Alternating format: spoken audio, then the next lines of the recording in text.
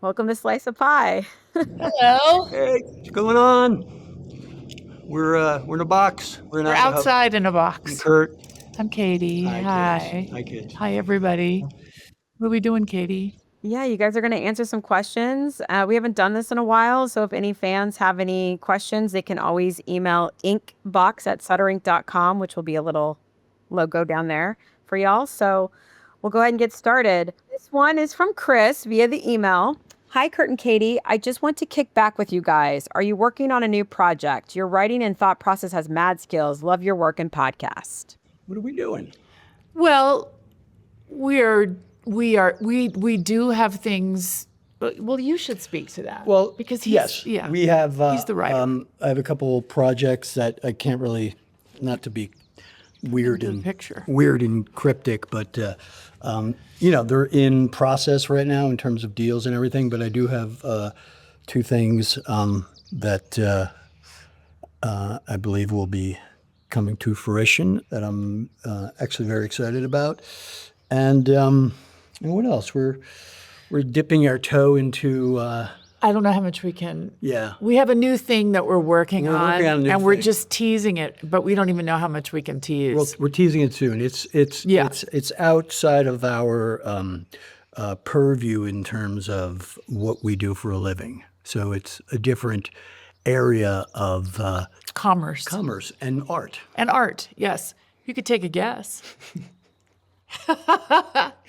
But we're not. Here's we're, what I'll we're tell you. new to it, It's- so we're not sure what It's- we're supposed to it's say. not, What we're not. Supposed It's unlike every other celebrity. It is not an alcoholic beverage. No, or a skincare product.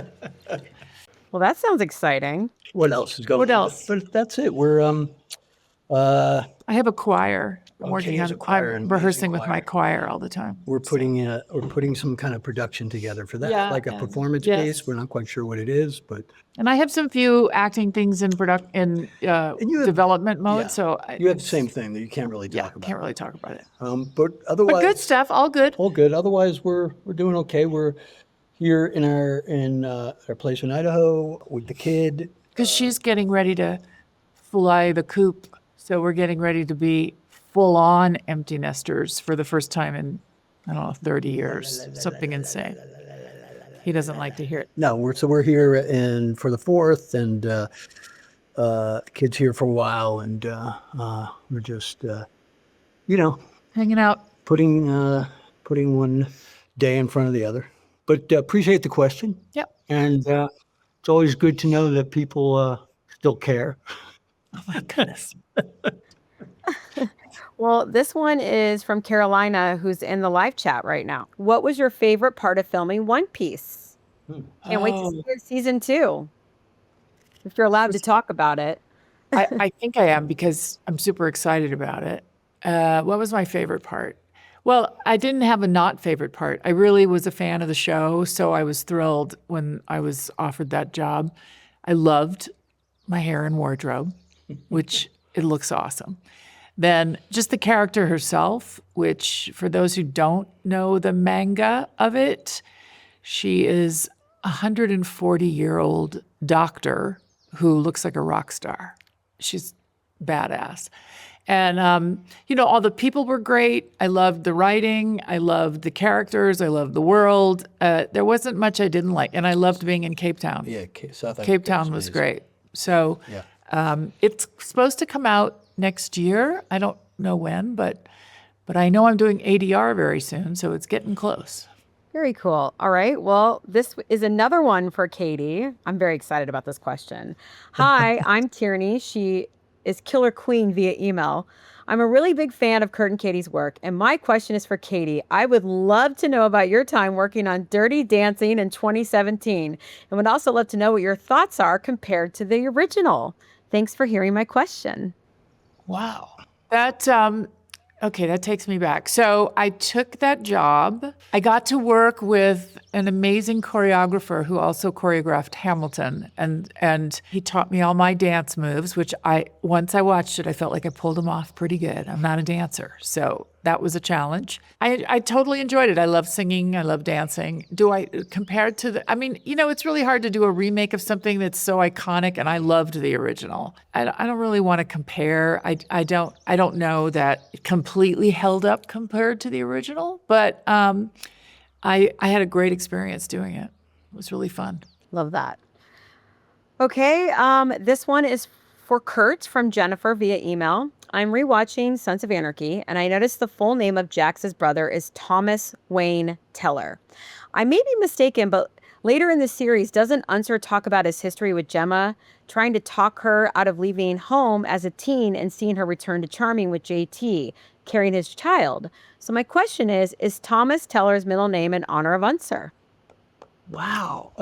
Good question. That's a good question. I would. Here's what I will say: that I mean, sometimes in the pilot, the character names can be a bit arbitrary or names that feel right. But as the mythology moves forward, I usually put some thought into the simplicity of names. So I'm thinking Jax was the firstborn, so that wasn't Thomas that she was carrying when she came back. But it may very well have been. I can't really say definitely, but it does sound like I don't think I would have seen that name. I believe it was a visual, unless there was some connection to it. So at that point, they would have been in Charming for a minute, and the relationship would have happened between Clay and Unser in terms of their working relationship. So I do believe that was probably the idea behind giving him that middle name. Yeah, knowing the way you write, I would say that makes sense because everything sort of ties to everything. Yeah. So I would say. Yes. Fair guess. Yes. Good guess. Sure. A great question. No, it is. These are so this is not a two-parter from the same person, but kind of in the same vein. So the first one is for Kurt, and it's from Elaine on Patreon. She's a big Patreon fan of ours. We love her. Kurt, when adding in all of the amazing symbolism and SOA, what was your intent when you began, or did you go back and layer in it? From a writing perspective, what was your goal and the timing? I did love all the symbolism throughout the series. Thank you. I love the idea of mythology. I love history. I also love tribalism, like the tribal component of family, because I believe that's what family is. Like, we can go back to the origins of sort of a primitive concept of that. And with that comes great iconography and symbolism, and I love all that stuff. You take a deep dive on even just the symbolism in Christianity, and you realize that most of the symbols we understand as being Christian are indeed lifted from paganism.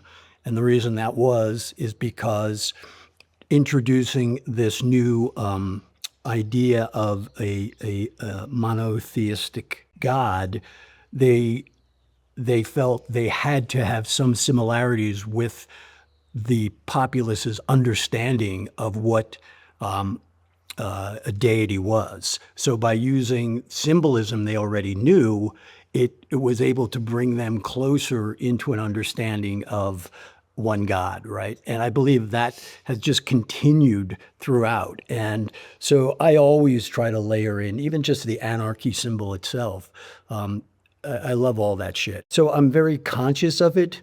A lot of times it's just for me, meaning I know it's not anything that perhaps anyone will pick up or should pick up. But it always helps me tell the story, and it always helps me.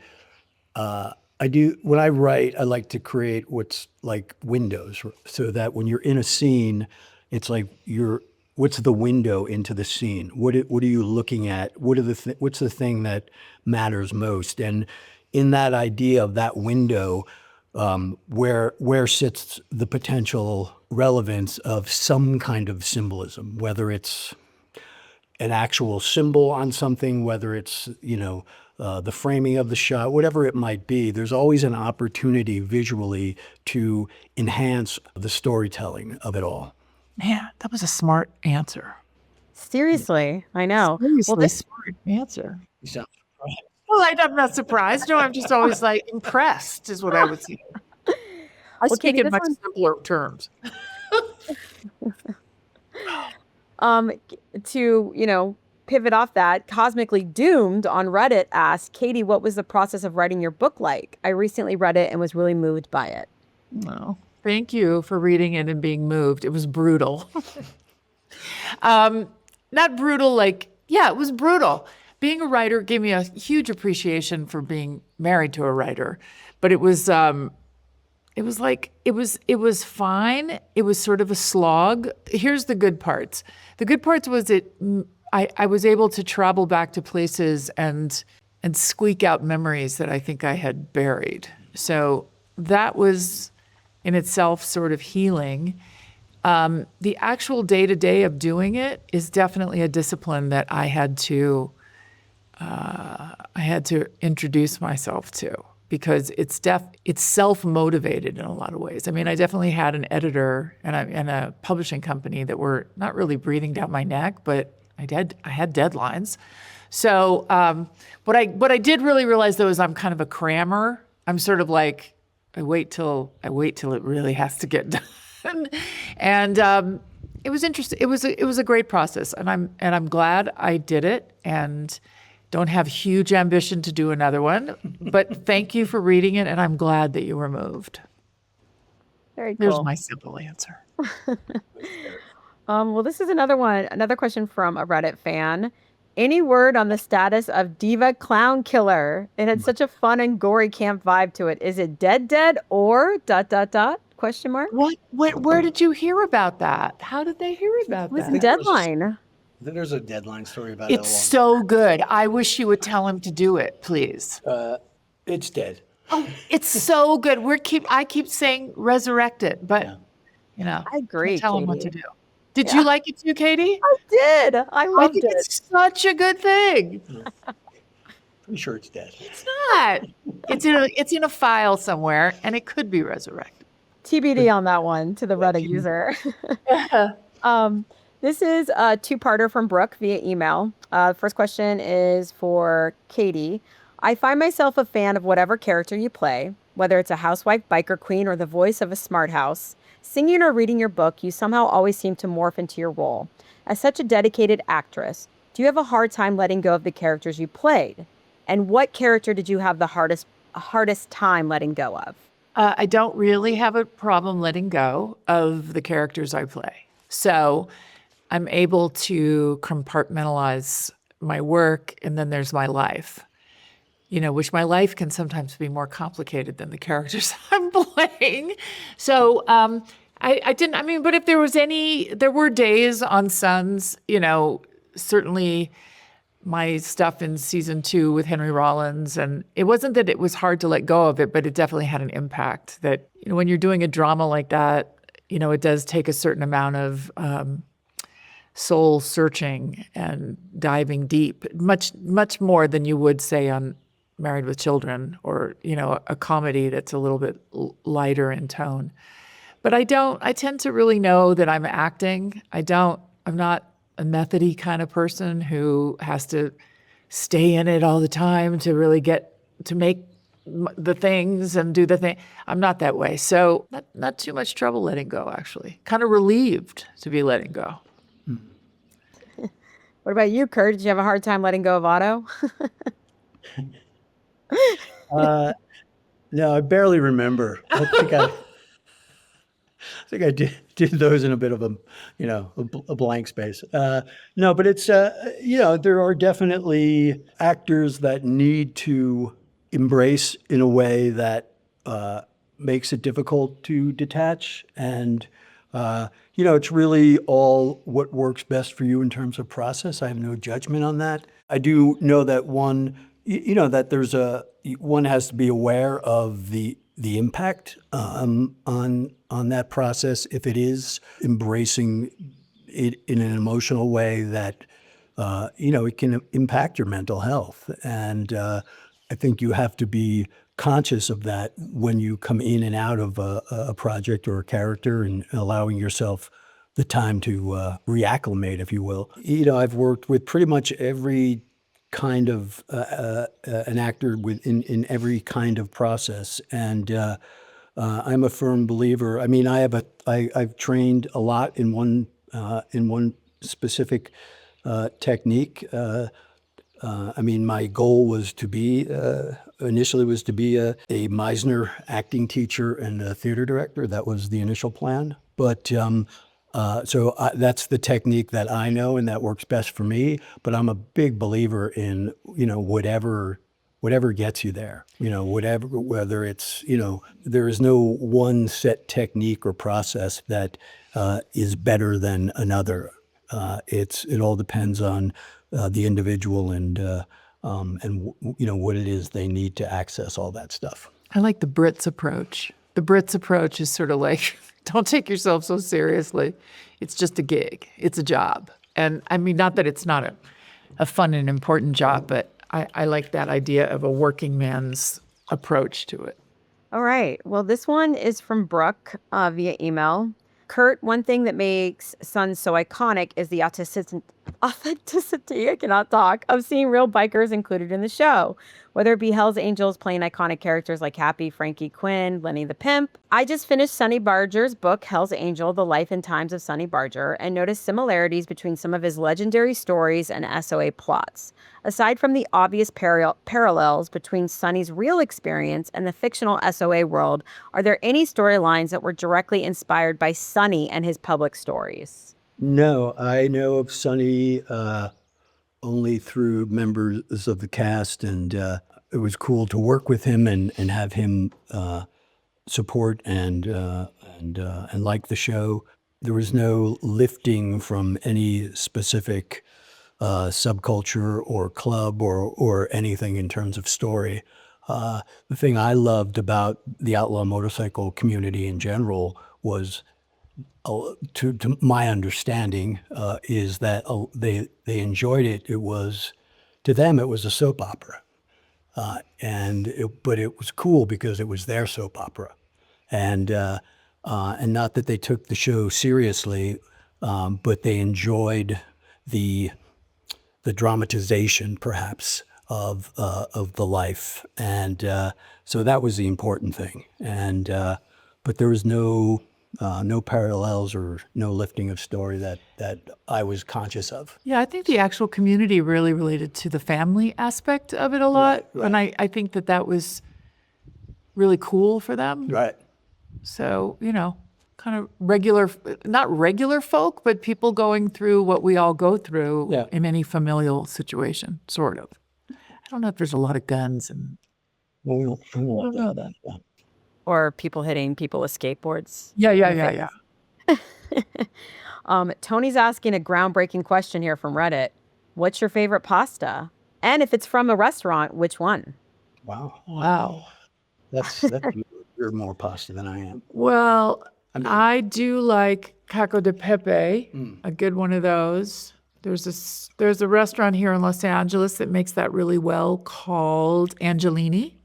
What is that? What's Paco? It's the one with pepper. It's not what Jackson made us the other night. Jackson made us the one with eggs. With eggs, like pasta la mama or something. Like something. Well, what's no, it's what I get when we go there. It's kind of olive oil. No, it's not. It's Parmesan. It's pepper. It's pasta. It's pasta water. Oh, right. It's really yummy.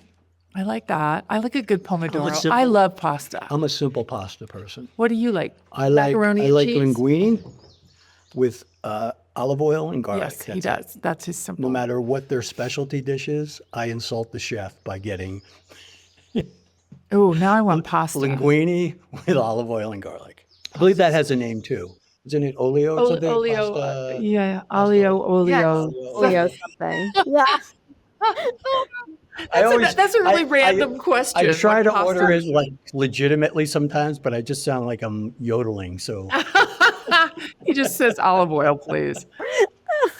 I mean, I like some of these random questions. The last one we have is a voicemail. I'm going to play it for you. Hi there, guys. Just a quick question.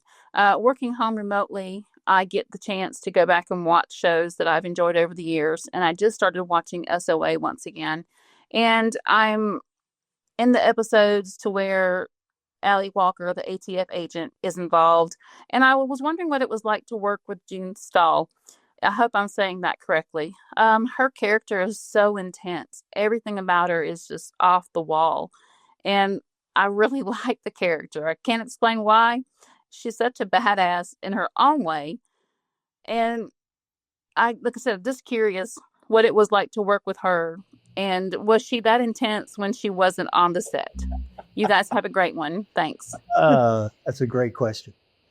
Great question. Allie is amazingly kooky, intense, I guess. I don't know if I would say She's- intense. She's really funny. She's really funny and super smart. fucking smart. Yeah, really smart. Like, just wrote a book and directed a movie, and she's doing a lot of. I mean, Allie's got one of those brains that has 12 things going on at once, and raising kids. Whole thing. and she's pretty remarkable. And and married to John, who is the head of FX.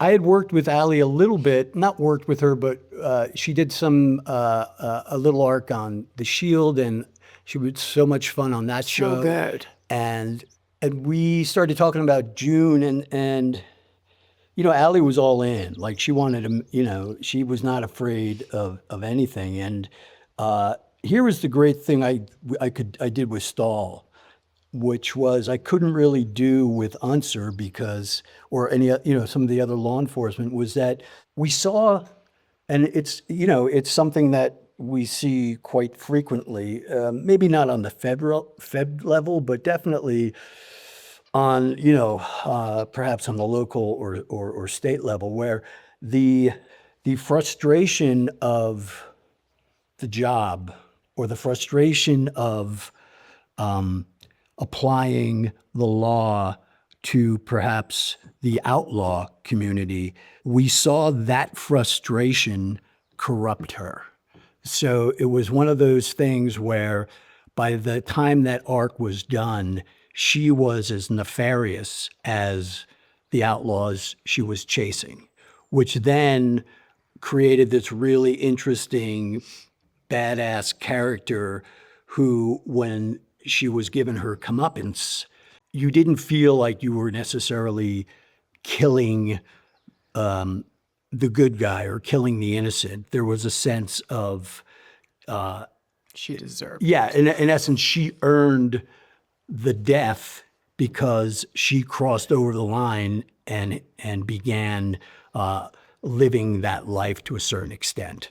And what was fascinating about that for me is that the lines that you have to cross sometimes to keep things safe and orderly can be questionable. And once you cross that line, it becomes easier to cross it again and again and again. And to be able to see that evolution play out, primarily through the eyes of the club and in action, but that is the arc of that character, was being corrupted by the pursuit of these lawbreakers, and that's what I think made the character so fascinating. And Allie just fucking Brought it. Man. She was like, let's go. And even that death scene, man, where she's just like, it's like in that moment, she has the awareness of like, oh shit. So the pleading is even like her, in my mind, is her realizing that she deserves what's about to happen. And that's to me, that's the heartbreaking moment where you have that twinge, because she knows she brought all this on herself. And then we watch her head explode. I feel like that's a good way to end this session. You do. I know. Head explode. Happy 4th of July, right? Boom. I think it was Allie's favorite characters. I'm not certain of that. For sure. But I think she had a absolutely. lot of fun. And it was hard. It was hard for her. I mean, that was, besides the action of it all, it's a very physical show, but it was, she had to go places that I think were challenging and fun for her. And they're cleansing those moments Yeah. that we all have dark sides. So that's one of the really fun parts of being an actor is you get to you get to get it out through that work. Yeah. So yeah, I'm sure it was rewarding. I'm sure there was some hostility under there that she was able to release. Yeah. She came back and did a villains panel for Anarchy afterward and during season 7. So I know she liked the character a lot. Yes. Her and Tim Murphy and Billy Brown were the big villains that came back for a villains panel That's for right, that's right. Anarchy afterward. That's right. Well, that concludes the episode of Great. Slice of Time. Yay. Thanks for you coming, you guys. These were great questions, kids. Yep. And curated very well by Kate. Ms. Katie Barrett. You're welcome. We'll do This is another all one. fun. We're still doing our podcast, and And our date nights. and our date nights. We're having fun with our little It's Come to This, and we appreciate you folks following and